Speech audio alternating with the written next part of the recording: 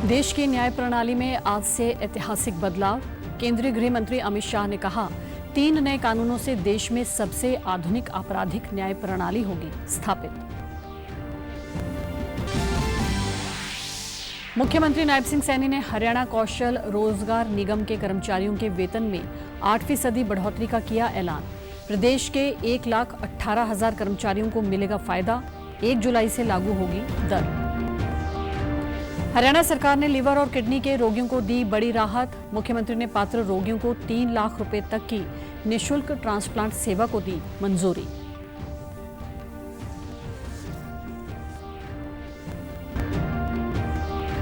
और विधानसभा अध्यक्ष व भाजपा नेता ज्ञानचंद गुप्ता ने पंचकुला में प्रेस वार्ता को किया संबोधित। कहा, भाजपा ने हरियाणा में लगातार तीसरी बार सरकार बनाने के लिए रोड मैप किया तैयार। नमस्कार, मैं भानुप्रिया। अब समाचार विस्तार से। 3 नए आपराधिक कानून भारतीय न्याय संहिता, भारतीय नागरिक सुरक्षा संहिता और भारतीय साक्ष्य अधिनियम आज से लागू हो गए हैं। नए आपराधिक कानूनों में जांच, ट्रायल और अदालती कार्यवाहियों में तकनीक के इस्तेमाल पर खासा जोर दिया गया है। इनका मकसद दंड केंद्रित प्रणाली से न्याय केंद्रित प्रणाली की ओर बढ़ना और सुलभ, सरल और पारदर्शी न्याय व्यवस्था उपलब्ध करवाना है। नए कानूनों के लागू होने से न केवल निष्पक्ष और समयबद्ध जांच और त्वरित ट्रायल होगा, बल्कि न्यायालय और जेल के बोझ पर कमी आएगी। सरकार ने इस बारे में राज्यों और केंद्र शासित प्रदेशों के साथ नियमित बैठकें की हैं। नए कानूनों को लागू करने से संबंधित प्रौद्योगिकी, क्षमता निर्माण और जागरूकता सृजन के लिए पूरी तरह से तैयार है। नए कानूनों के बारे में पुलिस और जांच प्राधिकरणों को समुचित प्रशिक्षण दिया गया है। ये नए आपराधिक कानून जांच, सुनवाई और अदालती प्रक्रियाओं में प्रौद्योगिकी के उपयोग पर बल देते हैं। इसे देखते हुए राष्ट्रीय अपराध ब्यूरो एनसीआरबी ने मौजूदा अपराध और अपराध ट्रैकिंग नेटवर्क व प्रणालियों में 23 संशोधन किए गए हैं। केंद्रीय गृह मंत्री अमित शाह ने कहा है कि आज से लागू हुए 3 आपराधिक कानूनों से देश में सबसे आधुनिक आपराधिक न्याय प्रणाली स्थापित होगी। भारतीय लोकाचार में अंतर्निहित ये नई आपराधिक न्याय प्रणाली अब पूरी तरह से स्वदेशी है। इन कानूनों के बारे में नई दिल्ली में मीडिया को जानकारी देते हुए उन्होंने कहा कि नए कानून त्वरित न्याय और पीड़ितों के अधिकार सुनिश्चित करेंगे। उन्होंने कहा कि पहले केवल पुलिस के अधिकारों की रक्षा की जाती थी, लेकिन अब पीड़ितों और शिकायतकर्ताओं के अधिकारों की भी रक्षा की जाएगी। गृह मंत्री ने कहा कि सरकार ने देश विरोधी गतिविधियों के खिलाफ राजद्रोह कानून को खत्म कर नए प्रावधान लागू किए हैं। अपना काम करना चालू करेंगे तब अंग्रेजों के बनाए हुए कानून निरस्त होकर भारत की संसद ने बनाए हुए कानून आएंगे। दंड की जगह न्याय लेगा, देरी की जगह स्पीडी ट्रायल और स्पीडी जस्टिस मिलेगा। और पहले सिर्फ पुलिस के अधिकारों की रक्षा की गई थी, अब पीड़ितों के अधिकारों की रक्षा और जो कंप्लेनेंट है इसके भी अधिकारों की रक्षा करने का काम होगा। तो एक नए नजरिए के साथ ये तीनों कानून आज सुबह से ही, मतलब कल मध्यरात्रि से काम करना शुरू किए हैं। अब इंडियन पिनल कोड, जिसको आईपीसी कहते थे, 1860 से जो कानून था, इसकी जगह बीएनएस भारतीय न्याय संहिता आएगी। क्रिमिनल प्रोसीजर कोड, जिसको सीआरपीसी कहते थे, जो 1898 से अमल में था, इसकी जगह भारतीय नागरिक सुरक्षा संहिता बीएनएस आएंगे। और इंडियन एविडेंस एक्ट 1872 से जो इस देश के क्रिमिनल जस्टिस सिस्टम को गवर्न करता था, इसकी जगह भारतीय साक्ष्य अधिनियम बीएसए लागू होगा।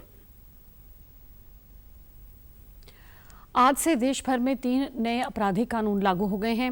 इसी संदर्भ में हरियाणा के पूर्व पुलिस महानिदेशक व 3 नए आपराधिक कानूनों पर पुस्तकें लिखने वाले डॉक्टर केपी सिंह से दूरदर्शन ने विशेष बातचीत की। इस दौरान डॉक्टर केपी सिंह ने बताया कि आज से 3 नए आपराधिक कानून अस्तित्व में आ गए हैं। पूर्व डीजीपी ने भारतीय न्याय संहिता का जिक्र करते हुए बताया कि इसमें 2 प्रकार के परिवर्तन हैं। सबसे पहला प्रावधान जो नागरिक की नजर में भी खटकता था, वो था आत्महत्या का प्रयास करने वालों को सजा देना। मानवीय पक्ष ये कहता है कि अगर कोई व्यक्ति आत्महत्या करने की कोशिश करता है तो वो मानसिक रूप से पीड़ित व्यक्ति है, उसको सजा नहीं संरक्षण की दरकार होती है। सुप्रीम कोर्ट ने भी कई फैसलों में इस बात का जिक्र किया है कि इस अपराध को हटा देना चाहिए था और जो मेंटल हेल्थ केयर एक्ट में है उसमें भी इससे संबंधित कुछ परिवर्तन किए गए थे। अब आत्महत्या करने का प्रयास करना कोई अपराध नहीं है। व्यक्ति आत्महत्या करने की कोशिश करता है तो मानसिक रूप से पीड़ित व्यक्ति है, उसको सजा नहीं संरक्षण की दरकार होती है। सुप्रीम कोर्ट ने भी नवतेज जौहर सुप्रीम कोर्ट ने भी कई फैसलों में इस बात का जिक्र किया कि इस अपराध को हटा देना चाहिए था और जो मेंटल हेल्थ केयर एक्ट में है उसमें भी इससे संबंधित कुछ परिवर्तन किए गए थे। अब आत्महत्या करने का प्रयास करना कोई अपराध नहीं है।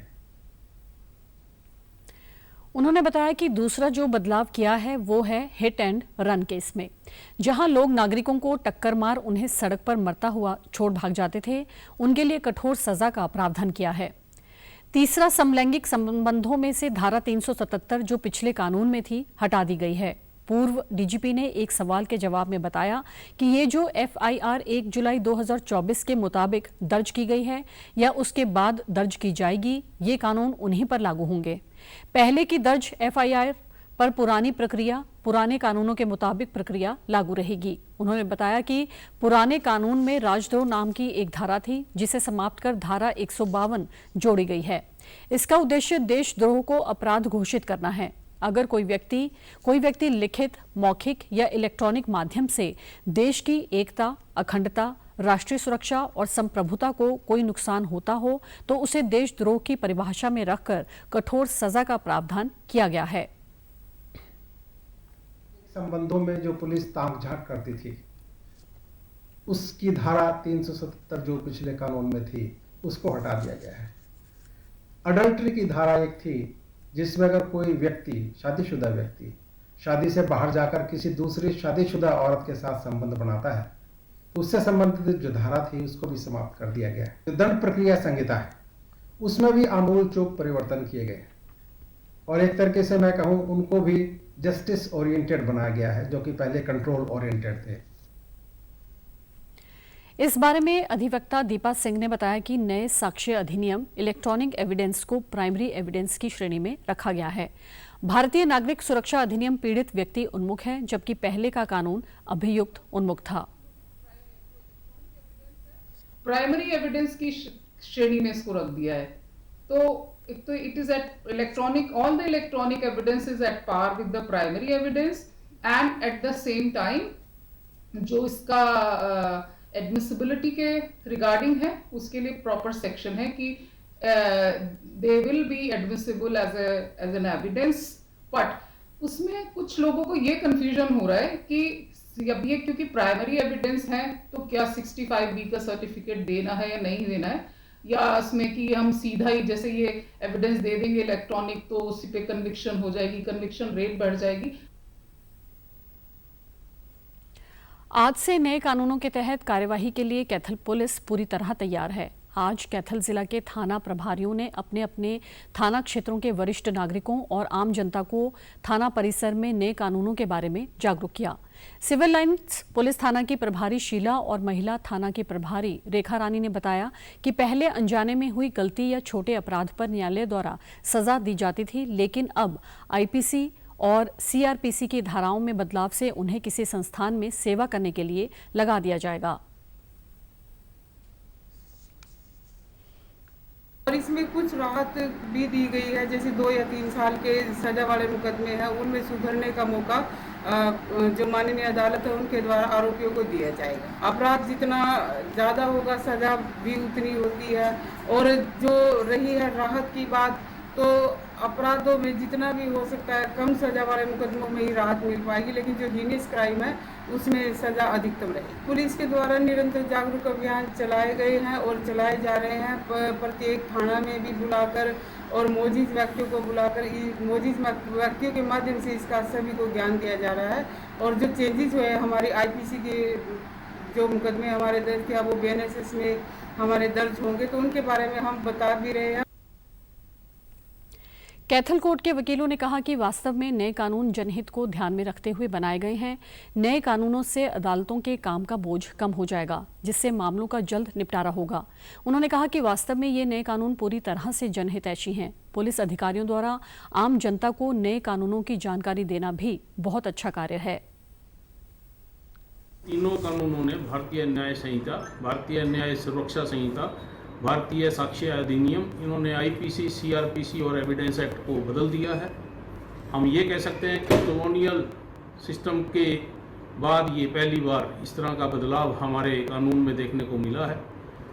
अच्छी बात यह है कि इन कानूनों में महिलाओं के लिए, बच्चों के लिए अलग से अध्याय को जोड़ा गया है। अब जो है वह सुनने के बाद 45 दिन के अंदर फैसला देना जरूरी होगा अदालत के लिए। हर एक आदमी को उससे बेनिफिट मिलने वाला है। इसमें विक्टिम की सुनवाई होगी, जिसको सजा होती है या जिसने एफआईआर दर्ज करवाई है या जिसके साथ अपराध हुआ है, तो उसको भी सुनवाई करने का पूरा मौका इस कानून के तहत मिलने वाला है। ये पब्लिक के काफ़ी हित में है और इससे कोर्ट की जो कार्रवाई है वो स्मूथली चलेगी। इसमें टाइम पीरियड है, हर चीज़ का टाइम पीरियड फिक्स किया गया है। स्पीडी ट्रायल होगी ताकि पब्लिक को सुगम और सस्ता न्याय मिल सके। मुख्यमंत्री नायब सिंह सैनी ने हरियाणा कौशल रोजगार निगम के 1,18,000 कर्मचारियों की सैलरी में 8% बढ़ोतरी की घोषणा की है। सीएम ने कर्मचारियों को तोहफा देते हुए घोषणा की कि HKRN के पार्ट 1, 2 और पार्ट 3 के भर्ती कर्मचारियों को 1 जुलाई से बढ़ी हुई सैलरी का लाभ मिलेगा। हरियाणा कौशल रोजगार निगम के तहत भर्ती कर्मचारियों ने अपनी मांगों को लेकर कल चंडीगढ़ में नायब सैनी से मुलाकात की थी और अपनी मांगें उनके सामने रखी थी। मुख्यमंत्री ने कर्मचारियों की मांगों को ध्यान से सुनकर शीघ्र ही कार्य योजना तैयार करने का आश्वासन भी दिया था। सीएम सैनी के निर्देश पर HKRN के तहत कार्यरत PGT, TGT शिक्षकों के सेवा कॉन्ट्रैक्ट में भी बढ़ोतरी की गई है। माध्यमिक शिक्षा निदेशक की ओर से राज्य के सभी जिला शिक्षा अधिकारी और मौलिक शिक्षा अधिकारियों को इसके संबंध में निर्देश दिए गए हैं। हमारे पार्ट 1 के हैं या पार्ट 2 के हमारे या पार्ट 3 के हमारे, ये सभी कर्मचारी हैं जो भर्ती हुए थे। उनकी समस्याओं को लेकर के हमने इनका 8% की बढ़ोतरी करने का वो निर्णय लिया है और आगे भी ये समस्या नहीं रहेगी और इस समस्या को हम लगातार उसको समय समय के ऊपर निर्णय लेकर के आपके हकों को आगे बढ़ाने का काम करते रहेंगे। बहुत सारे कर्मचारी ऐसे थे जो MITC के थे, कुछ HMT के थे, कुछ कोऑपरेटिव के थे। ऐसे सब कर्मचारी जिनकी पेंशन वो 2000 रुपये 2000 से कम उनको मिलती थी, परंतु हमने कैबिनेट में यह निर्णय किया कि ऐसे कोई भी कर्मचारी है सभी को कम से कम 3000 रुपये महीने की वो पेंशन उनको मिलनी शुरू हो जाएगी। हरियाणा सरकार ने लीवर व किडनी के रोगियों को बड़ी राहत दी है। सीएम नायब सिंह ने मुख्यमंत्री मुफ्त इलाज योजना के तहत पात्र रोगियों को 3 लाख रुपए तक की मुफ्त किडनी और लीवर ट्रांसप्लांट सेवाओं को मंजूरी दी। इस परिवर्तनकारी कदम के अलावा मुख्यमंत्री ने आयुष्मान भारत योजना के तहत 3 लाख रुपए के विशेष फिक्स्ड किडनी और लीवर ट्रांसप्लांट पैकेज के निर्माण को भी मंजूरी दी है। स्वास्थ्य मंत्री डॉक्टर कमल गुप्ता ने बताया कि वर्तमान सरकार स्वास्थ्य सेवाओं में सुधार और रोगी कल्याण के लिए प्रतिबद्ध है। इस नई पहल के साथ चिन्हित मरीज PGI रोहतक में बिना किसी खर्च की चिंता के गंभीर किडनी और लीवर प्रत्यारोपण करवा सकेंगे। इसके अलावा उन्होंने बताया कि मुख्यमंत्री ने बाल चिकित्सा देखभाल को बढ़ाने के लिए एक महत्वपूर्ण कदम उठाते हुए राज्य भर के विभिन्न जिला अस्पतालों में पहले से स्थापित 12 बेड वाले बाल चिकित्सा HDU, ICU इकाइयां के और अधिक सुदृढ़ीकरण के लिए प्रतिवर्ष 44 करोड़ रुपए से अधिक के आवंटन को स्वीकृति प्रदान की है। नेशनल टेस्टिंग एजेंसी ने नीट UG री एग्जाम का रिजल्ट घोषित कर दिया है। NTA ने 1563 स्टूडेंट्स को दोबारा परीक्षा देने का मौका दिया था। 1563 में से 813 छात्र ही 23 जून को हुई पुनः परीक्षा में शामिल हुए थे। इन छात्रों के संशोधित कार्ड जारी कर दिए गए हैं। नीट UG री एग्जाम के लिए उपस्थित होने वाले छात्र NTA के आधिकारिक वेबसाइट exam.nta.ac.in पर अपने रिजल्ट चेक कर सकते हैं। दरअसल पेपर लीक और अनियमितताओं के कारण नीट यूटी 2024 जांच के दायरे में है। विधानसभा अध्यक्ष व भाजपा नेता ज्ञानचंद गुप्ता ने आज पंचकुला में एक प्रेस वार्ता को संबोधित किया। इस दौरान उन्होंने कहा कि भाजपा ने हरियाणा में लगातार तीसरी बार सरकार बनाने के लिए रोड मैप तैयार किया है। नायब सरकार मौके पर ही गरीबों को प्लॉट की रजिस्ट्रियां और कब्जा दे रही है। प्रदेश कार्यकारिणी की बैठक के बाद भी कार्यकर्ताओं में उत्साह का माहौल है। उन्होंने ये भी बताया कि प्रदेश को जल्द ही भाजपा का नया प्रदेश अध्यक्ष मिलने वाला है। गुप्ता ने कहा कि एक विशेष टीम बनाई गई है जो सिर्फ भाजपा सरकार के 10 सालों के विकास कार्यों को मीडिया, सोशल मीडिया और जनसंपर्क अभियान के तहत लोगों तक पहुंचाएगी। मुख्यमंत्री नायब सिंह के नेतृत्व में पार्टी चुनाव के मैदान में उतरेगी। वो लगभग बनकर के तैयार है। 3 दिन के अंदर सभी प्रमुख कार्यकर्ताओं की सलाह के पश्चात हम जारी करेंगे। लेकिन एक बात जरूर है कि पन्ना प्रमुख से लेकर प्रदेश के सभी प्रमुख बड़े कार्यकर्ताओं को इस जन अभियान के अंदर शामिल करना है। जो पिछले 10 साल के अंदर विकास कार्य हुए हैं वो भी जन जन तक पहुंचाने का कार्य पार्टी के कार्यकर्ता करेंगे। और पंचकुला में भी विशेष तौर पर जो पंचकुला की विकास गाथा है वो हर मतदाता तक पहुंचे, हर मतदाता को ये जानकारी मिले कि पंचकुला के अंदर हमने कौन कौन से विकास कार्य किए। इसमें विशेष तौर पर सोशल मीडिया की एक बड़ी भूमिका रहने वाली है। एक अन्य सवाल के जवाब में उन्होंने कहा कि गरीब परिवारों को प्लॉट, मकान मुहैया करवाना उनका ड्रीम प्रोजेक्ट है। इसको लेकर मुख्यमंत्री एवं HSVP के अधिकारियों से बातचीत भी की जा चुकी है। जल्द ही मुख्यमंत्री से इसका शिलान्यास करवाएंगे। स्पीकर ने कहा कि बरसात का मौसम है, ऐसे में किसी को कोई परेशानी न हो, इसके लिए जरूरी दिशा निर्देश दिए गए हैं। उन्होंने कहा कि पार्टी ने प्रधानमंत्री मोदी के आह्वान पर एक पेड़ मां के नाम पर लगाने का अभियान चलाया हुआ है। 7 सरोकारों से पर्यावरण को सुरक्षित करना हम सबकी जिम्मेदारी है। हरियाणा राज्य महिला आयोग की उपाध्यक्ष सोनिया अग्रवाल ने आज रोहतक में महिला पुलिस स्टेशन का निरीक्षण किया और शिकायतकर्ताओं की शिकायत सुनी। बाद में पत्रकारों से बातचीत में सोनिया अग्रवाल ने कहा कि महिलाओं की समस्याओं को दूर करने के लिए ही प्रदेश के हर जिला में महिला पुलिस स्टेशन खोले गए हैं। उन्होंने पीड़ित महिलाओं को राज्य महिला आयोग की ओर से पूरी मदद देने का आश्वासन दिया। साथ ही उन्होंने कहा कि आज से लागू हुए 3 नए कानूनों को लेकर ये नए कानून समय की जरूरत थी। समय के साथ ही अपराध का तरीका भी बदलता रहता है, ऐसे में कानून में भी फेरबदल की जरूरत रहती है। और मैंने आज लगभग 4 से 5 कंप्लेंट यहाँ सुनी है, जिसमें से एक कंप्लेंट हमारे पास जो है शिवाजी कॉलोनी थाने की आई, जिसमें एक बेटी के साथ जो है रेप अटेम्प्ट किया गया है, जिसमें ASI भी मौके पे मौजूद रही कंसर्निंग जो केस से रिलेटेड थी। उन्होंने कहा है कि बाकी 2 जो अक्यूज जिसमें हैं उनको विदिन 1 वीक जो है, जो भी एज पर एक्ट उनको अरेस्टिंग बनेगी तो अरेस्ट करेंगे, और जो भी एज पर रूल उन पर कार्रवाई बनेगी विदिन 1 वीक जो है हम करके उस बेटी को निश्चित रूप से न्याय दिलाने का काम करेंगे। जो अभी केस चल रहे हैं उसमें से हमारे पास आज एक पार्टी आई है, एक पार्टी नहीं आई, लेकिन फिर भी हमने उनके जो आए थे डॉक्यूमेंट्स भी लिए हैं, उनको अच्छी तरह सुना भी है। तो आयोग इसके ऊपर अपना इन्वेस्टिगेशन फिर से करवाएगा और निश्चित रूप से उन 2 को भी न्याय दिलाने का काम आयोग करेगा। कि जो क्राइम है वो चेंज होता रहता है, बढ़ता रहता है, या फिर उसका क्राइम का जो है तरीका बदलता रहता है। आजकल साइबर क्राइम बहुत चलने में आया हुआ है, आजकल जो है ह्यूमन ट्रैफिकिंग बहुत ज़्यादा है। तो इन सब चीज़ों को ध्यान में रख के जो है कानून में भी फेरबदल करने की ज़रूरत रहती है, ताकि पीड़ितों को निश्चित रूप से टाइम पे न्याय मिल सके। रोहतक में कांग्रेस सांसद दीपेंद्र हुड्डा ने बीजेपी पर निशाना साधते हुए कहा कि लोकसभा चुनाव के दौरान देश की जनता ने संविधान तो बचा लिया, लेकिन अब हरियाणा बचाने की जिम्मेदारी है। उन्होंने कहा कि हरियाणा में लोकसभा चुनाव परिणाम ने साफ संकेत दे दिया है कि प्रदेश में विधानसभा चुनाव के बाद भूपेंद्र सिंह हुड्डा के नेतृत्व में सरकार बनेगी। वे कल कार्यकर्ता सम्मेलन को संबोधित कर रहे थे। लोगों ने अपने मत से भाजपा घमंड को तोड़ने का काम किया, देश के प्रजातंत्र और संविधान को बचाने का काम किया। देश में भाजपा बनाम संविधान की लड़ाई में संविधान को लोगों ने जिताया। अब हरियाणा में भाजपा सरकार बनाम हरियाणा की लड़ाई है, और लोग उसमें भी हरियाणा को जिताने का काम करेंगे। ये मैं समझता हूँ लोगों का कोई विचार है। जहाँ तक कांग्रेस पार्टी की बात है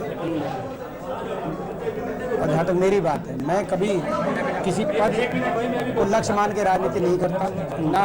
मैं जो आज सार्वजनिक जीवन में जब से कदम बढ़ाए हैं, देश और प्रदेश के लोगों की सेवा करने ही मेरा एकमात्र लक्ष्य है। सर,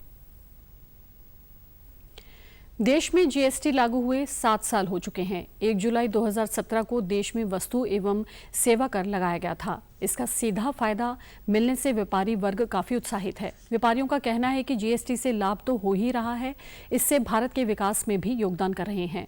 पहले टैक्स का पैसा घूमकर जाता था, अब सीधे सरकार के पास जा रहा है, जिससे देश में विकास की गति को बल मिला है। सरकार ने इतने एम्स बनाए, लोगों को सुविधाएं दी, ये सब जीएसटी के कारण ही संभव हुआ है। इंडिया हमारा डेवलप ही जीएसटी करके हुआ है। जितना पैसा पहले स्टेट गवर्नमेंट पे जाता था, फिर सेंटर पे जाता था, अब डायरेक्ट पैसा स्टेट और सेंटर पे जाता है। वो स्टेट गवर्नमेंट सेंट्रल गवर्नमेंट पे पैसा जाने से डेवलपमेंट उसमें बहुत ज्यादा होती है। हमारा इतना इंफ्रास्ट्रक्चर डेवलप हुआ है, इतने सरकार ने एम्स बनाए हैं, इतने लोगों को फैसिलिटीज मिल रही है, ये जीएसटी में। जीएसटी एक बहुत सरल कानून सरकार ने बनाया है, जिसको बड़ी सरलता से हम लोग अपने बिजनेस में इम्प्लीमेंट कर पा रहे हैं। जीएसटी का तो बेनिफिट है ही, जैसे गवर्नमेंट है, पहले हमारे को वैसे का इनपुट नहीं मिलता था, अब जीएसटी पे इनपुट तो मिलता है कम से कम, और बाकी बहुत अच्छी है फैसिलिटी। चेंजिंग तो वैसे क्या है, वैसे तो ठीक है। वहीं जीएसटी के विशेषज्ञों का कहना है कि जीएसटी को लागू हुए 7 साल हो चुके हैं। कोई भी ग्राहक अगर कुछ भी खरीदता है तो उसमें सभी को जीएसटी का फायदा मिल रहा है। जीएसटी से सरकार का रेवेन्यू भी दुरुस्त हो रहा है। उन्होंने कहा कि कुछ लोगों को जल्दी समझ नहीं आया था, इसलिए कुछ विरोध हुआ था, लेकिन इसके आने से सभी व्यापारियों में खुशी है। मार्केट से कंफेक्शनरी है, फॉर एग्जाम्पल छोटी सी चीज है, तो उसके अंदर सबको जीएसटी का इनपुट मिल रहा है। अगर वो जीएसटी के दायरे के अंदर उन्होंने अपने आप को रजिस्टर कराया हुआ है, तो उनको जो गुड्स मिल रहे हैं वो बहुत सस्ते दामों पे मिल रहे हैं, जो कि पहले महंगे दामों पे मिला करते थे अगर वो आउटसाइड स्टेट से परचेज करते थे कस्टमर्स। और इसके अंदर सबसे अच्छी चीज जो हुई है कि जो भी जितने भी रजिस्टर्ड वेंडर हैं जो अपना माल बेचते हैं लॉजिस्टिक्स के थ्रू, जीएसटी में बहुत इम्प्रूव हुई है लॉजिस्टिक्स। जब से जीएसटी इंडिया में इम्प्लीमेंट हुआ है, सरकार के पास रेवेन्यू बहुत ज़्यादा बढ़ रहा है, इसीलिए इंडिया में डेवलपमेंट वर्क बहुत ज़्यादा हो रहा है। GST collection day by day हर महीने आप भी पढ़ते होंगे, हर महीने बढ़ रही है, और यही पैसा हम सब लोगों के लिए गवर्नमेंट खर्च कर रही है। ट्रेडर्स को बड़ा फायदा हो गया कि जितने अक्रॉस द रोड जो बॉर्डर होते थे, बैरियर होते थे, वो सारे खत्म हो गया। अब जो फैसिलिटी है गवर्नमेंट की, अपनी कुछ फॉर्मेलिटीज हैं, ई-वे भी ला हो रहा है, वो आपको कंप्लाई करनी होती हैं।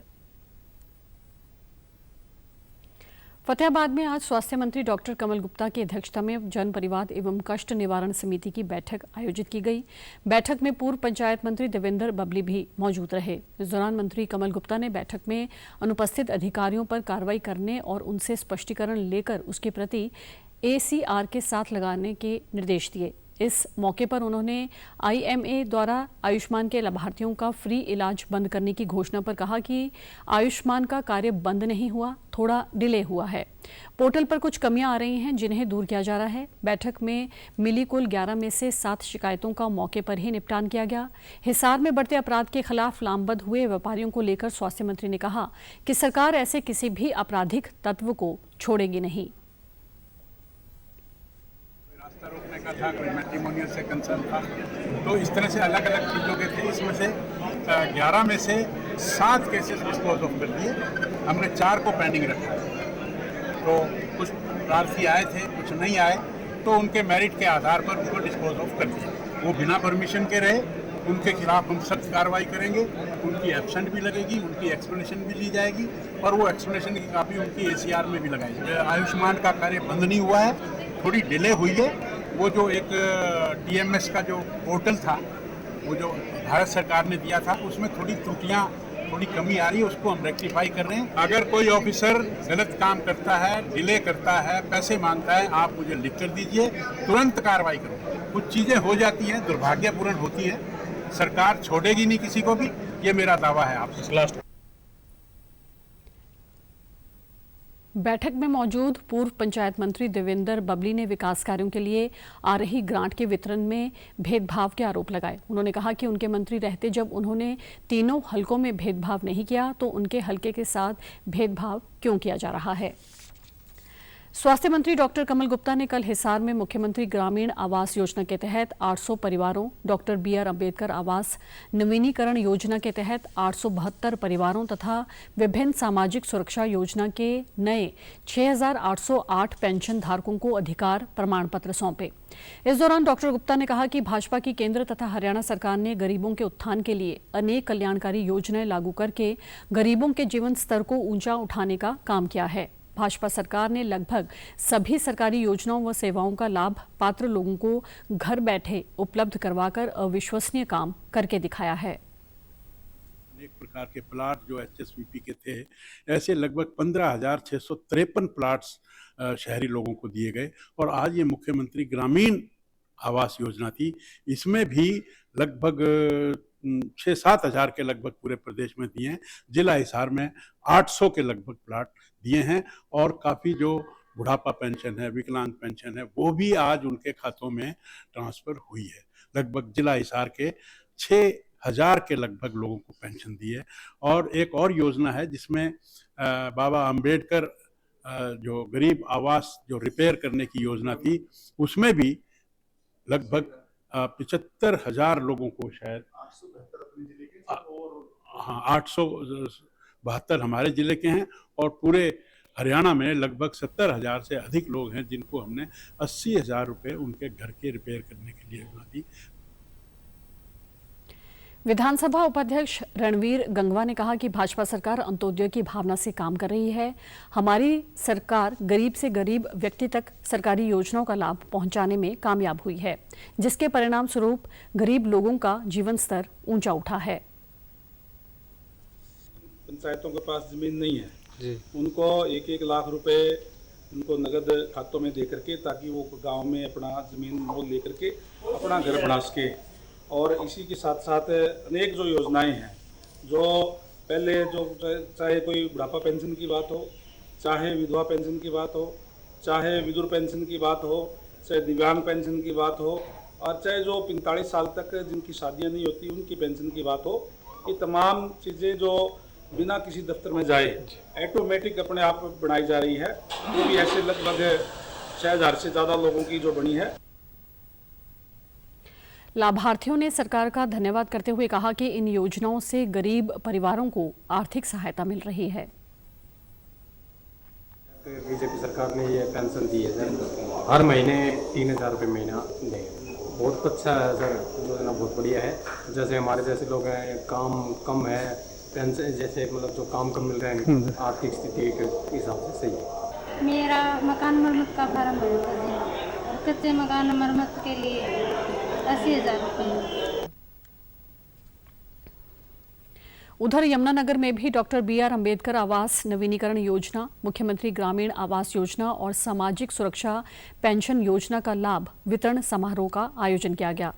कृषि मंत्री कंवरपाल गुर्जर ने लाभार्थियों को करोड़ों रुपए के प्रमाण पत्र वितरित किए। इस मौके पर कृषि मंत्री ने कहा कि केंद्र व राज्य की सरकार देश व प्रदेश के गरीब और वंचितों को मुख्य धारा में लाने का प्रयास कर रही है। सरकार द्वारा गरीब परिवारों के हितों के लिए अनेक योजनाएं चलाई जा रही हैं, जिनका गरीबों को सीधा सीधा लाभ मिल रहा है। हरियाणा सरकार ने एक योजना चलाई और वो योजना है कि कोई भी व्यक्ति गरीब ना रहे, ताकि सब लोग गरीबी रेखा से बाहर निकल देती है। इसलिए हमने एक योजना चलाई कि 1 लाख से कम आमदन वाला जो व्यक्ति है, हम 1 साल में 2 लाख परिवार हमारा टारगेट होंगे, तो उन्हें हमने उनको गरीबी से बाहर निकालना। तो हम उनके लिए लोन की व्यवस्था करेंगे और उनको किसी भी जो भी वो काम करना चाहते हैं उसके लिए लोन देंगे। उस लोन का ब्याज जो है वो सरकार देगी। जो गरीब आदमी है उसकी जिम्मेदारी केवल इतनी है कि उसने केवल मूलधन वापस करना और वो पैसे से लाभ उठा के उसने गरीबी रेखा से बाहर निकलना। इसी प्रकार से जो कैरन का जॉब है उसमें भी हमने निश्चित किया है कि अगर कोई भी गरीब आदमी उसमें अप्लाई करता है, अगर उसकी आमदन 1 लाख से कम है तो हम उसको 30 नंबर ज्यादा देंगे ताकि उसको रोजगार पहले मिले। सरकार की इन योजनाओं से लोगों में काफी खुशी है। लाभार्थियों ने कहा कि उन्हें सरकार की अनेक योजनाओं का लाभ मिल रहा है, जिससे उनके जीवन में बड़ा बदलाव आया है।